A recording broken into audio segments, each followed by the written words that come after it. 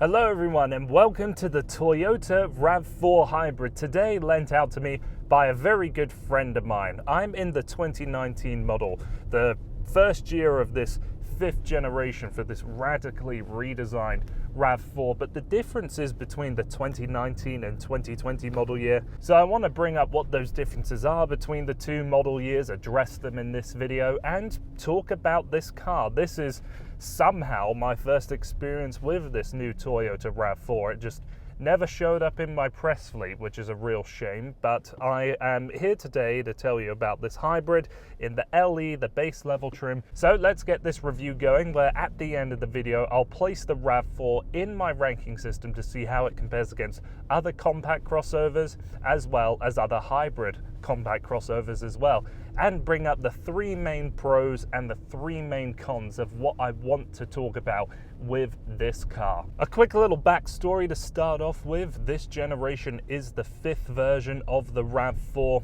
for 2019. It was radically changed. It's wider, longer, lower, yet with more ground clearance, and it's based on the Toyota new global architecture. Their underpinnings for the new Camry, the Avalon, and a few other Lexus products as well. With this new RAV4 based on this shared platform, it's now 57% stiffer overall and larger inside in almost every dimension. When manufacturers come out with the new version of whatever car they're selling, it always feels like they're tweaking the design language ever so slightly. It's a small evolution to make the headlights slimmer, the grills larger, put more creases in the body line, that kind of a thing. And this Toyota RAV4 is so different to the car that came before it that I think we all need to applaud Toyota for doing so, for being a little bold by totally changing the exterior design to make it look like a Tacoma more than any of their other vehicles. And with this LE, it's kind of the most toned down version of the RAV4. We can go all the way up to the Trail version, or the Adventure if you're watching in America.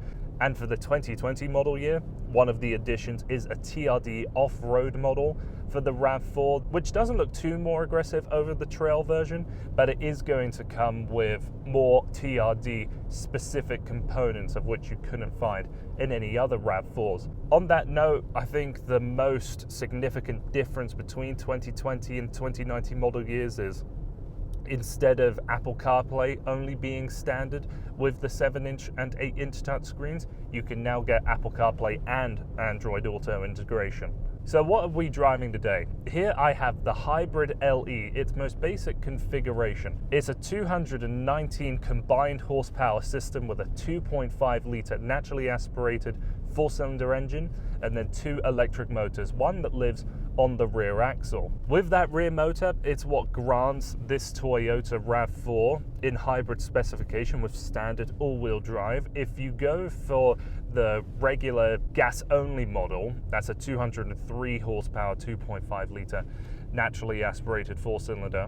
You'll have the choice of front wheel or all-wheel drive. So for anybody that would only ever consider one of these vehicles with all-wheel drive, the hybrid becomes immediately attractive. And another aspect of choosing the hybrid over the regular gas models, that it isn't all that much expensive. Comparing the LE all-wheel drive in the gas only and the hybrid is only about a $1,200 difference.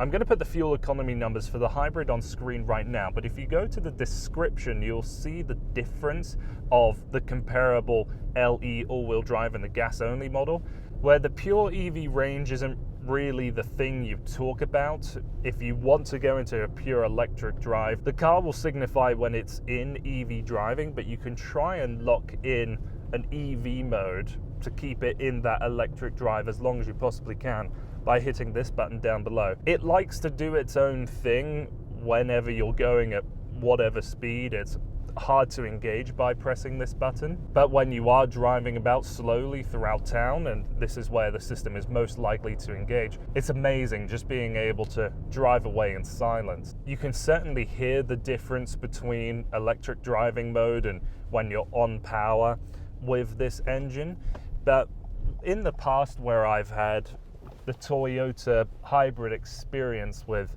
this engine or the smaller engines of what you'll find in something like the new Corolla, not only do you hear it in that car, but you feel it. It is quite a coarse powertrain. Here I don't feel that. Yes, I can hear the noise of that engine rumbling, but the vibration and the harshness of it isn't coming through into the cabin. Something that's a hit or miss when it comes to hybrids, and frankly I think it's a bit of a miss in this car, is the regenerative braking system. It does feel quite unnatural when you're at the top of the brake pedal in comparison to even some of the other Toyota hybrids that I've driven.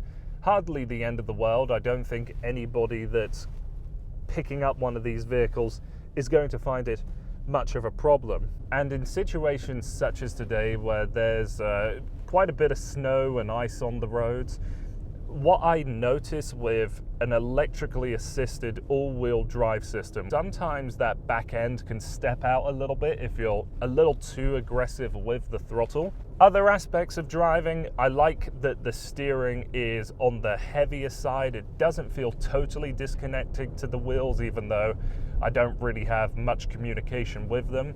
The road isolation is good, even with these winter tires. Wind noise is very good. And the rear visibility, I don't think, is as good as other compact crossovers I've come across. All right, I think that addresses everything that matters to the driving experience. Let's talk about a little bit of the interior. So standard equipment with the Toyota RAV4 includes the 7-inch touchscreen with Apple CarPlay and Android Auto for the 2020 model year. And now seems like a good of a time as ever to ask you to, if you have a Spotify account, check out the link that's in the description for my Spotify open playlist. Kind of getting bored of my music, would love to hear what you guys listen to. So if you follow that link, it's a collaborative playlist. Add whatever music you like listening to. I'd love to hear your recommendations. And then some other things include the Toyota Safety Sense 2 system, which comes with automatic high beams, radar assisted cruise control, lane keeping assist, and forward collision warning. We'll have the dual zone climate control, heated front seats. The interior for the RAV4 does feel quite spacious. When it comes to the rear, it feels more like a mid-size SUV back there than what it does a compact. I don't think it is quite as big back there as the CR-V, and CR-V has a very flat floor to aid with that rear seat accommodation. But here, this RAV4 is close to impeccable. You'll have vents and a 12-volt power outlet back there to charge up stuff. And you can alter the position of the seats ever so slightly. Folding them down, they don't go totally flat. For the trunk, it's really impressive. Lifting it up, you'll see you've got a full-size spare wheel. You might be able to hide a couple small items underneath, but there isn't a dedicated storage area. Other things I like about the interior, we've kind of got this storage deck on the left-hand side of the steering wheel and right on top of the glove box. Just another place to store things away, and you can see there's this hexagon and triangle motif that is found all the way throughout the car. Here on the rubberized portions, on the speaker grills, on the seats. At first look, I thought it was a triangle, then you look closer and it's a hexagon. But then when I stood back and looked at it even further, especially on the seats, to me it kind of looked like the Star Wars Imperial logo. You see what I'm talking about here? There's soft plastics where you want them, like where you rest your elbows, and a nice stitched portion all the way across the dashboard, but the majority of the other components are scratchy plastics. One touch that I really like is that we have sort of rubberized grips behind the grab handles of where you'd open up the door, and then also on these big chunky knobs for changing around the temperature. If you go with the 8-inch touchscreen of what's available in other models, the tuning knob and the volume knob will have that same rubberized texturing around it as well. These cloth seats are great. Wouldn't mind a little more thigh support for someone my height. I'm 6'4", but finding my happy driving position is no problem at all.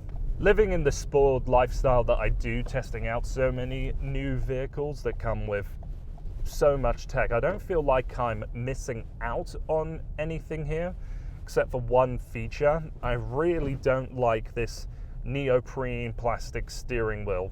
I mean, it's not isolated to just this Toyota. I get into plenty of other budget cars that have this. But if there's an ability in this car to get a leather heated steering wheel, of which you can in this Toyota, it would be one of the first things I consider. It's one of the things I know I could never go back to when purchasing a new car. This RAV4 I find close to flawless, and with new competition coming along like the CR-V Hybrid and the Ford Escape Hybrid that I had a little bit of time to try out a couple months ago, it shows that this space is only going to get better and better with more competition. And so that concludes all of my thoughts towards the Toyota RAV4 Hybrid. A really compelling car, and I think more than ever in a segment where people will go for the most rational choice, perhaps the most affordable choice, whatever is the most convenient for them. I feel like this is a car that could really switch people over to the Toyota brand if they were hesitant before. There's nothing significant in this car that puts me off of it. I think the design is attractive, the interior comfortable, and has all of the modern technology that anybody in this segment and price point is looking for. So that's why I think the Toyota RAV4 and the RAV4 Hybrid are segment leaders. So that's been everything from me. Thank you once again for checking out this video. Please like it if you liked it, share it if you think other people would like it too, and leave some comments down below of what you would take, the regular RAV4 or this one, the Hybrid. Thanks again for watching. Please hit the subscribe button, and I hope to see you again here soon.